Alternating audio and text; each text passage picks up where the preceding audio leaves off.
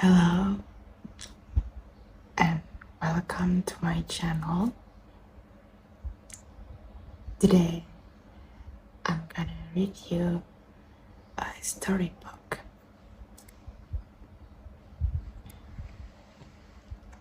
Guns, Shirts and Stew.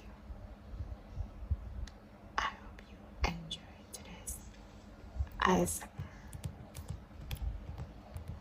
Let's begin.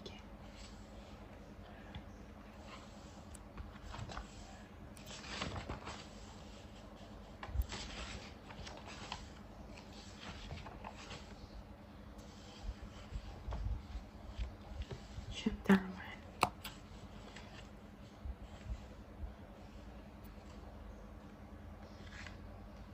Up to the starting line. A suitable starting point from which to compare historical developments on the different continents is around 11,000 BC. This date corresponds approximately to the beginnings of village life in a few parts of the world.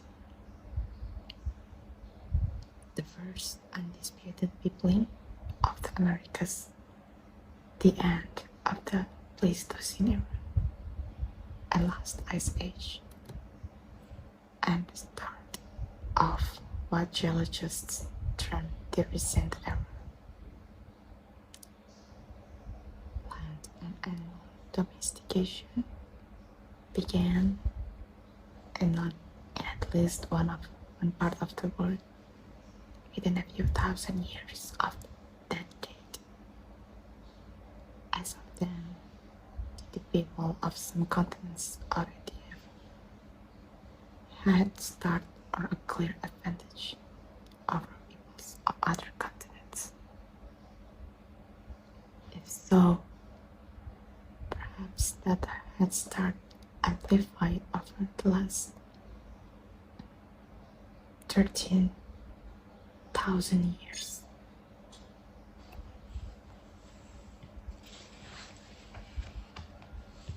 Provides the answer to Yali's question from our origins as a species until 13,000 years ago. All that will now be summarized in less than 20 pages. Naturally, I shall gloss over details and mention only what seemed to me the trends most relevant to this book. Our closest living relatives are three surviving species of great ape: the gorilla, the common chimpanzee, and the pigeon chimpanzee, also known as bonobo. Their confinement to Africa, along with abundant fossil evidence, indicates that the earliest stages of human evolution were also played out in Africa. Human history as something separate from the history of animals began there about 7 million years ago.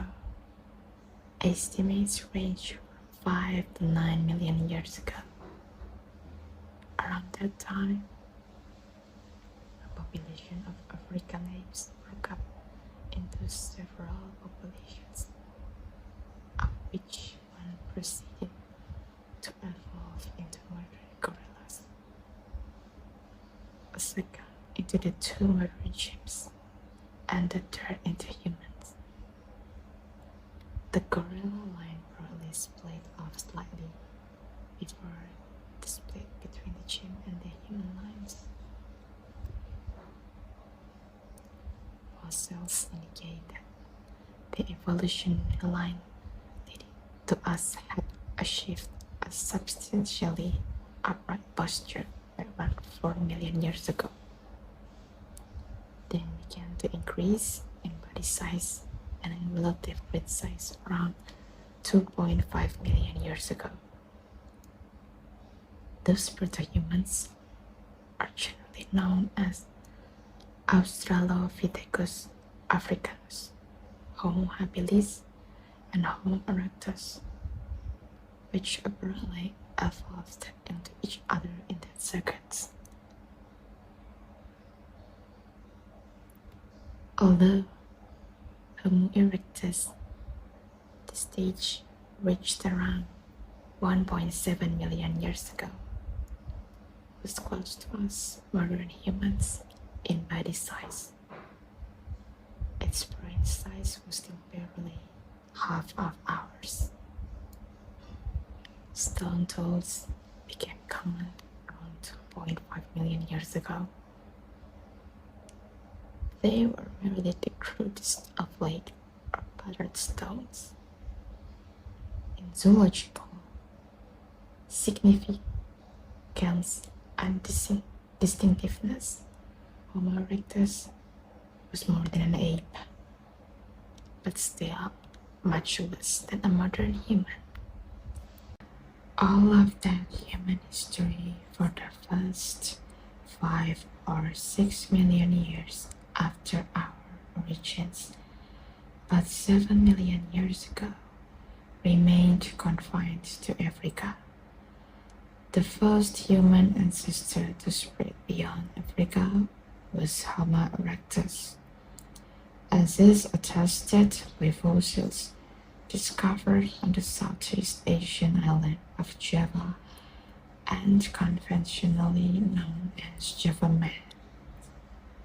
The oldest Java Man fossils, of course, they may actually have belonged to a Java woman, have usually been assumed to date from 1,000,000 years ago.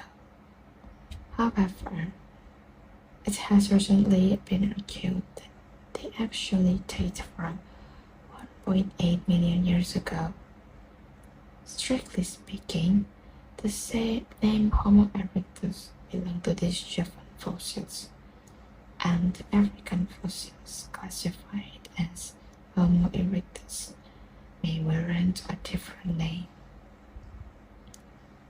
At present, the earliest unquestioned evidence for humans in Europe stems from around 500,000 years ago, but there are claims of an earlier presence. One would certainly assume that the colonization of Asia also permitted the simultaneous colonization of Europe, since Eurasia is a single landmass not bisected by major barriers. That illustrates an issue that will recur throughout this book. Whenever some scientist claims to have discovered the earliest eggs, whether X is the earliest human fossils in Europe, the earliest evidence of domesticated corn in Mexico, or the earliest anything anywhere, that announcement challenges other scientists to beat the claim by finding something still earlier.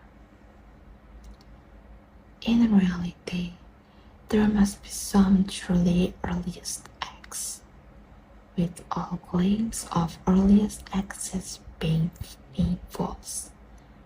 However, as we shall see, for virtually any X, every year brings forth new discoveries and claims of a purported still earlier X, along with refutations of some or all of previous years' claims of earlier X. It often takes decades of searching before archaeologists reach a consensus on such questions. By about 500,000 years ago, human fossils had diverged from older Homo erectus skeletons in their enlarged, rounder, and less angular skulls. African and European skulls of half a million years ago were sufficiently similar to skulls of us moderns that they are classified in our species Homo sapiens instead of in Homo erectus. This distinction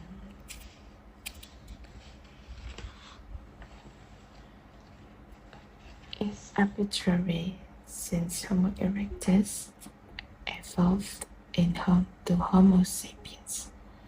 However, these early Homo sapiens still differed from us in skeletal detail, had brains significantly smaller than ours, and were grossly different from us in their artifacts and behavior.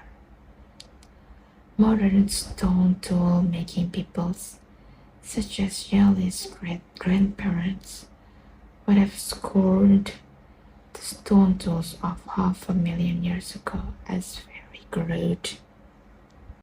No art, bone tool, or anything else has come down to us from early Homo sapiens, except for their skeletal remains plus those crude stone tools.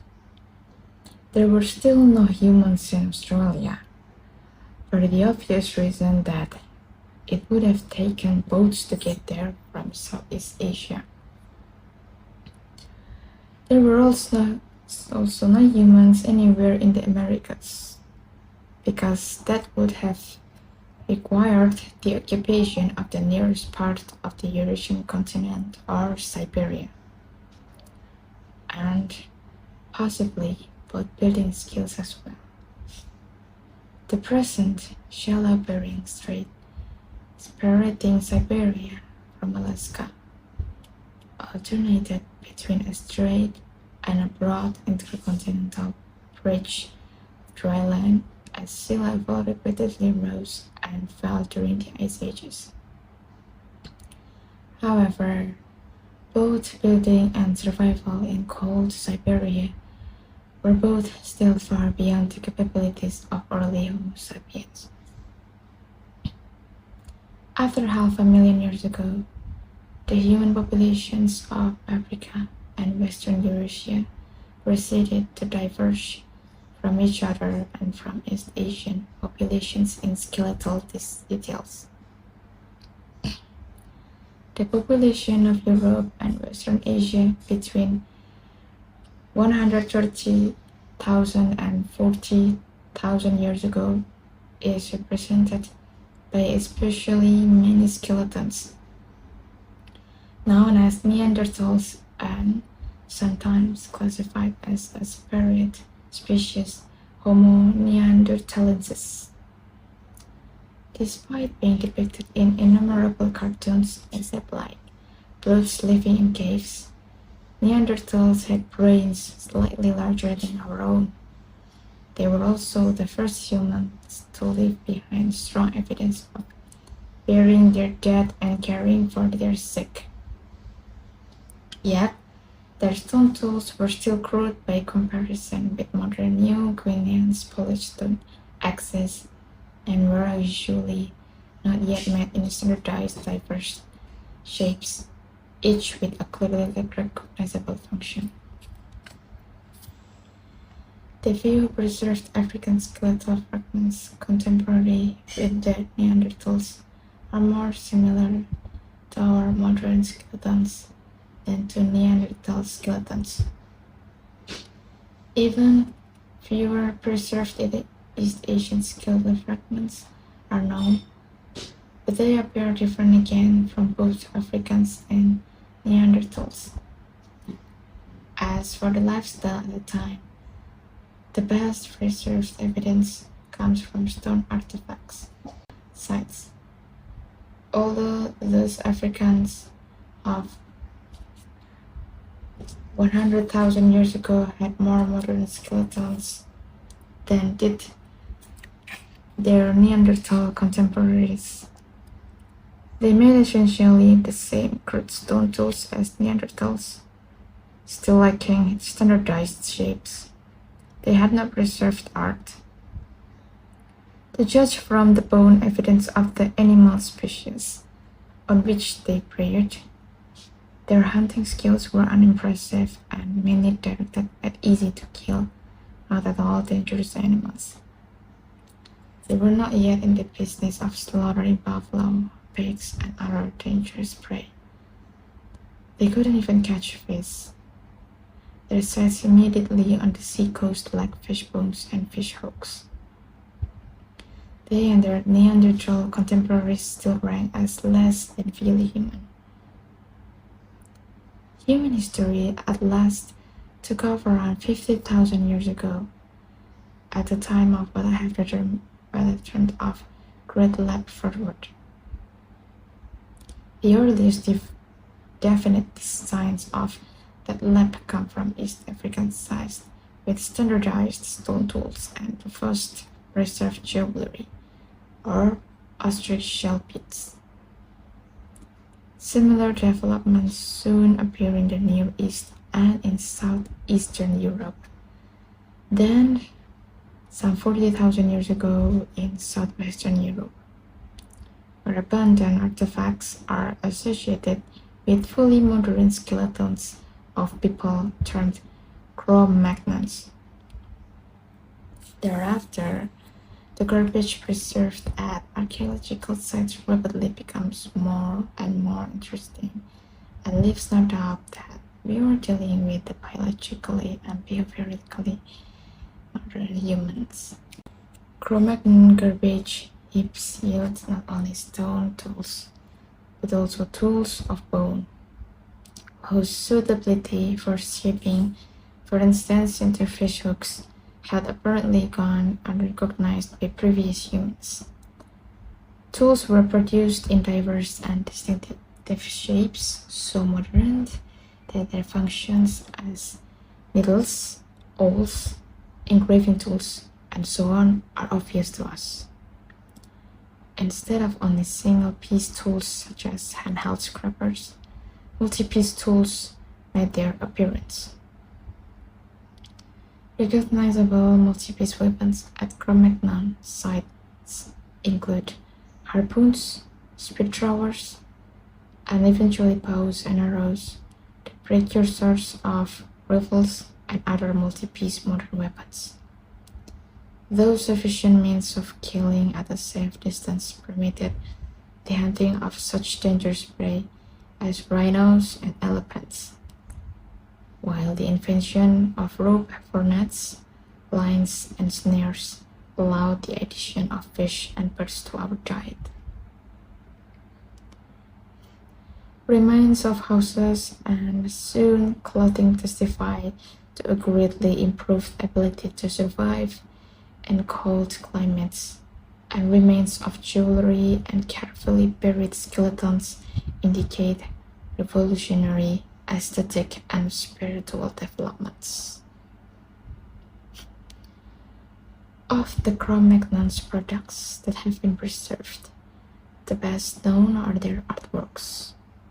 Their magnificent cave paintings, statues, and musical instruments, which we still appreciate as art today.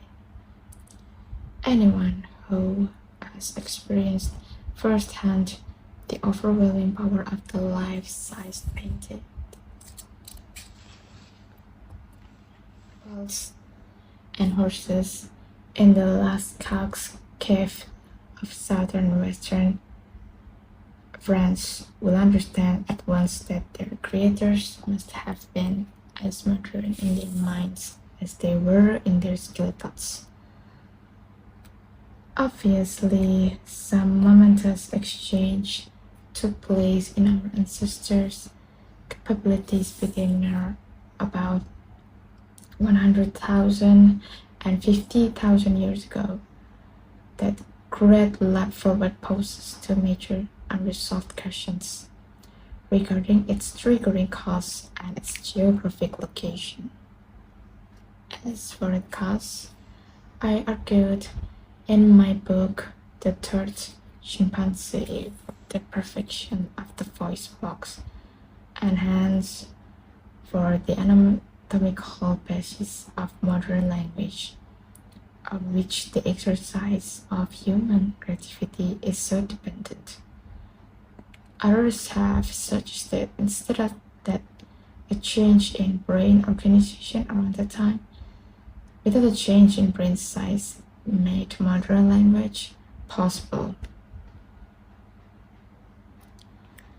As for the site of the Great Leap Forward, did it take place primarily in one geographic area, in one group of humans who were thereby enabled to expand and replace the former human populations of other parts of the world? Or did it occur in parallel in different regions, in each of which the human populations living there today would be descendants of the populations living there before the leap? Rather modern-looking human skulls from Africa around 100,000 years ago have been taken to molecular studies of so-called mitochondrial DNA, were initially also interpreted in terms of an African origin of modern humans. Though the meaning of those molecular findings is currently in doubt. On the other hand, skulls of humans living in China and Indonesia hundreds of thousands of years ago are considered by some physical anthropologists to exhibit features still found in modern Chinese and in Aboriginal Australia, respectively. If true, that finding would suggest parallel evolution and multi-regional origins of modern humans, rather than origins in a single Garden of Eden. The issue remains unresolved. The evidence for a localized origin of modern humans, followed by their spread under the placement of other types of humans elsewhere, seems strongest for Europe. Some 40,000 years ago, into Europe came the Cro-Magnons with their modern skeletons, superior weapons, and other advanced cultural traits. Within a few thousand years, there were no more Neanderthals, who had been evolving as the sole occupants of Europe for hundreds of thousands of years. That sequence strongly suggests that the modern Cro-Magnons somehow used their far superior technology and their language or brains to infect, kill, or displace Neanderthals, leaving behind little or no evidence of hybridization between Neanderthals and Cro-Magnons.